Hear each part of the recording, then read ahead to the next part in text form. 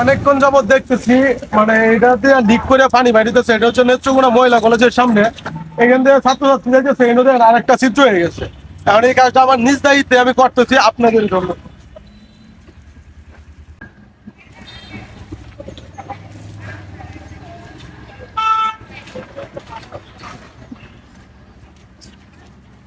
হ্যাঁ, সপ্তাহে কয়েকদিন আগে।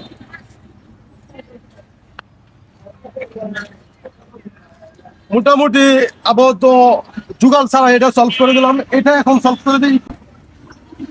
মানে এটা করার মতো ইনস্ট্যান্ট আমার মাথায় কিন্তু আসতে সময়, কিন্তু তারপরে দেখতেছি এটা কি করা যায়।